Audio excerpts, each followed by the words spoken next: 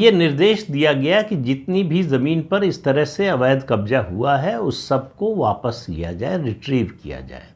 और इससे पहले 2014 में सीएजी की रिपोर्ट में भी कहा गया था कि इस कानून को लागू करने में भारी मात्रा में अनियमितताएं हुई हैं और आरोप ये था कि इस घोटाले में नेता, नौकरशाह, रेवेन्यू अधिकारी सब शामिल थे और नेताओं में नेशनल कॉन्फ्रेंस, पीडीपी, कांग्रेस और यहाँ तक कि कुछ भाजपा के भी नेता सब शामिल थे इस लूट में।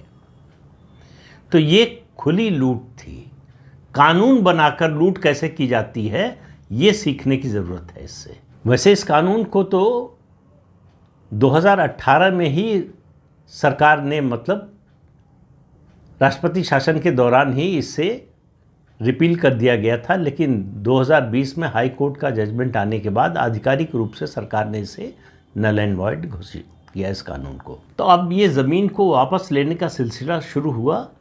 सिर्फ 1 लाख एकड़, हेक्टेयर नहीं, 1 लाख एकड़ ज़मीन वापस ली गई और उसमें फिर ज़्यादातर ज़मीन जो सरकारी ज़मीन थी या चारागाह की ज़मीन थी वो वापस ली गई। जो हिंदू छोड़कर गए थे कश्मीर, उनकी ज़मीन बहुत ही कम मात्रा में या नहीं के बराबर। तो ये वसूली शुरू हुई।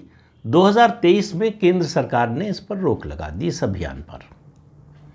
कहा कि बुलडोज़र चलाने से पहले जिसके खिलाफ एक्शन हो रहा है उसको प्रॉपर नोटिस दिया जाए और उसे अपना पक्ष रखने का समय दिया जाए। तब से ये सिलसिला जो है वो बंद तो नहीं, लेकिन कहिए लगभग थम सा गया है। हिंदुओं के साथ अन्याय मुस्लिम शासकों, मुगलों और अंग्रेज़ों ने ही नहीं किया, अपने देश के आज़ाद भारत के शासकों ने भी किया।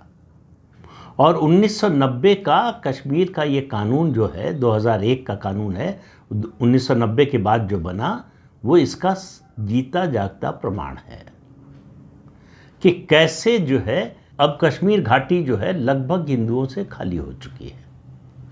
नाम मात्र को कुछ हज़ार या हो सकता है 1-8 लाख हों, इससे ज़्यादा तो हिंदू वहाँ नहीं है। ऐसे में उनको न्याय कहीं से नहीं मिला। सरकार ने जो किया मैंने आपको बताया। कश्मीरी हिंदुओं का संगठन सुप्रीम कोर्ट गया कि हमारे ऊपर जो अत्याचार हुआ उसकी जांच के लिए आयोग या एसआईटी बनाई जाए।